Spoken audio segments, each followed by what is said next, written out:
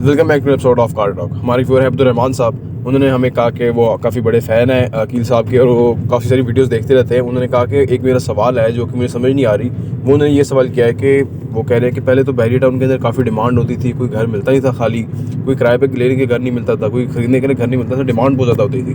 और वो कह रहे हैं आजकल तो काफ़ी देरी हो गई है कि मार्केट बहरी टाउन की बहुत डाउन हुई है और काफ़ी सारे घर हैं जो खाली पड़े हुए हैं, काफ़ी सारी बिल्डिंग्स जो खाली पड़ी हुई हैं। तो इसकी क्या वजह है कि बहरी टाउन की मार्केट जो है वो अब क्यों नहीं जा रही, वो डाउन ही आती जा रही है बार बार। आइए बात करते हैं।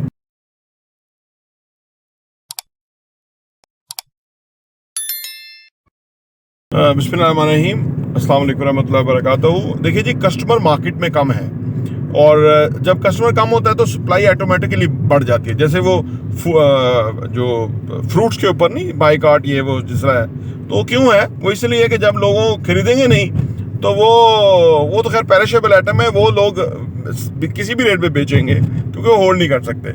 इसी तरह जब कस्टमर मार्केट में कम आना शुरू होता है, असल में वही खरीदारी का टाइम होता है।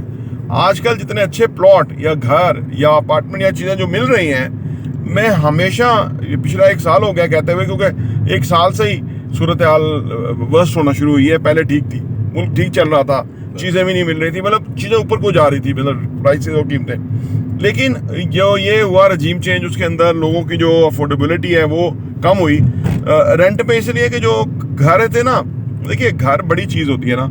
अब लोग अपार्टमेंट, हम तो अपार्टमेंट है, हमारा तो कोई फ्री नहीं होता, 2-2 3-3 पार्टियां चेक कर रही होती हैं जो कौन सा लेगा।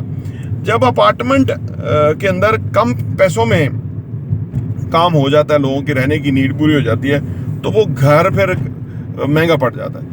और जब ऊपर से कुछ हालात इस तरह के हों तो लोग अपने अखराजात को कट करना शुरू करते हैं। तो दैट्स द रीज़न कि दूसरी बात यह कि घर वो भी बहुत महंगे गए हैं। 10 मरले का घर आज से 1 साल 1.5 साल पहले फिर 330 350 में वहाँ बिक रहा था, आज 4+ की वो बातें हो रही है वहाँ, ठीक है ना। हालांकि ये वो फिर मैंने एक और वीडियो में बताया था कि कुछ चीज़ें ऊपर जा रही होती हैं, कुछ नीचे जा रही होती हैं। तो जो फिनिश प्रोडक्ट है या फिनिश घर अपार्टमेंट है जो रेडी हैं, उनकी कीमतें ऊपर जा रही हैं, और जो रेडी नहीं है, प्लॉट हैं या बिल्कुल ऐसे हैं, तो उनकी कीमतें नीचे आ रही हैं। तो ये तो रहता ही है।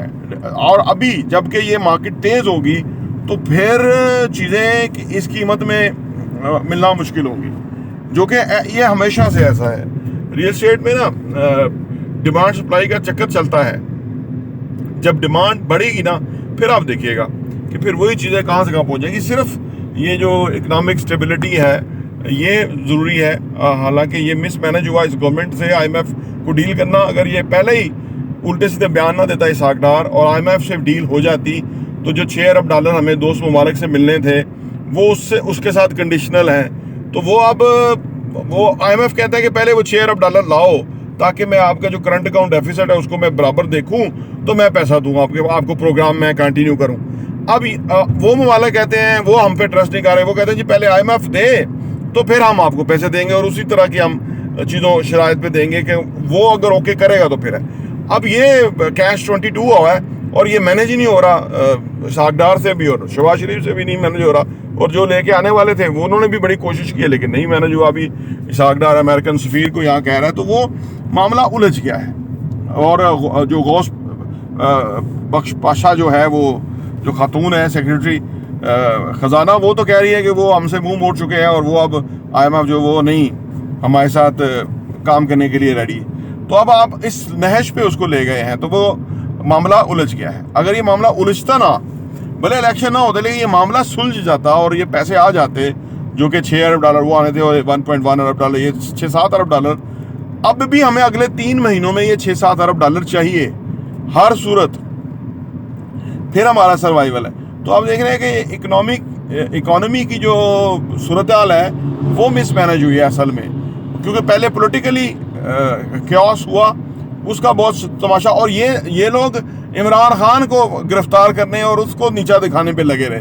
हालांकि आप लोग हुकूमत थे, वो एक जो आपने जो असल में लोग आपसे एक्सपेक्ट कर रहे थे आपको, तो वो भी तसाद करना था। चलो आपने इमरान खान को तो ज़दोकोब करना था, उसके लोगों को डंडे मारने थे, राना सनाउल्लाह को, वो जिस तरह के बयान दे रहा है कि आर या पार, यानी हुकूमत में रहते हुए कोई इस तरह का, अगर इमरान को कुछ हो जाए तो ये तो मुल्क में तमाशा लग जाएगा। अभी लोग इनके गले काटना शुरू कर देंगे। ये नाहिल लोग हैं ना असल में, ये इनको they don't know how to run the business of the government. बस ये आ गए हैं और ले आने वाले ले आए, यस सर है ना, वो यस सर करने वाले हैं, तो वो ले आए, दीवार पे लगे हुए थे, तो उन्होंने उसको डिग्गी में बिठा के ला के मीटिंग करके उसको बिठा। तो ये सारा मामला इस वजह से क्रिएट हुआ है। ये लोगों को एक ना, फिर डॉलर के मामले में देखे ना, डॉलर जी इसहाक डार, वो जो आइस प्यार वाला कहता था कि इसहाक डार आया ही है और डॉलर नीचे हो गया और स्टॉक एक्सचेंज चल गई है, वो तो बहुत ही बुरा लगा। उसके बाद तो वो उसने कोई यानी उसके आने के ऊपर डॉलर नीचे आ रहा था, स्टॉक एक्सचेंज चल रही थी, तो अब वो किधर गया, अब वो आके बताएगा किसकी वजह से ये सारा यहाँ तक पहुँच गया मामला। तो उसने भी जल्दी की, वो भी ऐसे ही था बेचारा। तो बहरहाल अर्ज करने का मतलब ये है कि इन्होंने खुद वो क्रिएट की है फिजा, उस वजह से पूरी इंडस्ट्री, इंटायर इंडस्ट्री जो है रियल एस्टेट जो है वो अजीबोगरीब कैफियत का शिकार है, क्योंकि पोटेंशियल उधर मौजूद है। इसीलिए तो लोग और काम ना करना शुरू कर दें। लोगों को पता है कि ये चीज़ें थोड़ी सी पॉजिटिवनेस यहाँ से क्रिएट हो जाए और डॉलर के जो लोगों को ये जहन में है कि डॉलर और महंगा होगा, ये निकल जाए कीड़ा कि डॉलर अब महंगा नहीं होगा और ये स्टेबल रहेगा और इस पे चलेगा, तो फिर लोग वापस अपना पैसा रियल एस्टेट में इन्वेस्ट करना शुरू कर देंगे। वो तो इस वजह से रुके हुए हैं कि जी डॉलर और ऊपर जाएगा। तो वो जो बड़के मारने वाला इसहाकडार था, उसको बंदा पूछे कि भैया आपने चंगेयाब एक्सपीरियंस रखने वाले थे, तुम्हारे से तो बेहतर मिफ्ताह इस्माइल था और मिफ्ताह इस्माइल से बेहतर तो शौकत तरीन था। यानी वो कहते हैं जो PMLN वाले हैं ना, वो हमारे दोस्त, वो कहते हैं जी देखिए जब नवाज शरीफ था तो पेट्रोल कितना था, डॉलर कितना था, तो उनको बंदा कहता है जब मुशर्रफ था तो पेट्रोल कितना था, डॉलर कितना था। तो वो मामला तो ये कि किसी से हैंडल हुआ ही नहीं जितने साल इन्होंने हुकूमत की है। तो वो मुशर्रफ का भी कोई क्रेडिट नहीं है, उससे पहले ज़्यादा और अंदर क्या था फिर आप देखें। तो ये मामला नाहलों के हत्थे, आइन तोड़ने वालों के हथों चढ़ चढ़ के ख़राब होता रहा है।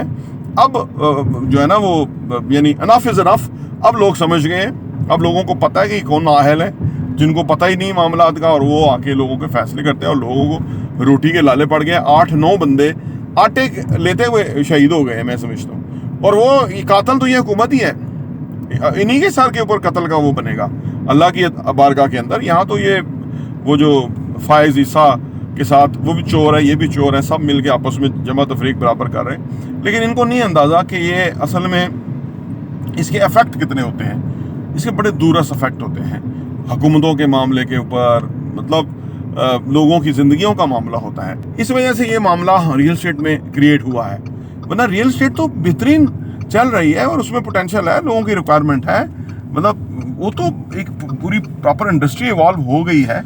अब उसको अंडू नहीं किया जा सकता, हमारी अपनी नीड और डिमांड इतनी है, रिक्वायरमेंट इतनी है, तो वो तो मामला नहीं है। ये जो वक्ती फेज़ है, ये इसकी रीजंस ये हैं कि लोगों की एक जो सफ़ेद पोश है उनको महंगाई ने मारा है, उनकी जो 42% महंगाई हो गई है, उस वजह से वो महंगे घर छोड़ के छोटी जगहों पे आना शुरू हो गए। नेचुरली वो एक हर बंदा सोचता है कि यार अगर कॉस्ट डबल हो गई है या तो अगर इनकम आधी रह गई है तो उसने यही एडजस्ट करना है कि किराए, सस्ता किराए पे चला जाए, ठीक है जी, और स्मार्टली एक्सपेंस करे सो दैट कि वो मैनेज करे, वरना इस मुल्क के अंदर कोई किसी का पुरसाने हाल तो है नहीं। दोबारा ये वक्ती फेज़ है, डिमांड सप्लाई का मामला है और हुकूमत की नाअहली है, जिसकी वजह से रियल एस्टेट में ये सूरत हाल है। ये वक्ती है, ये बेहतर हो जाएगा।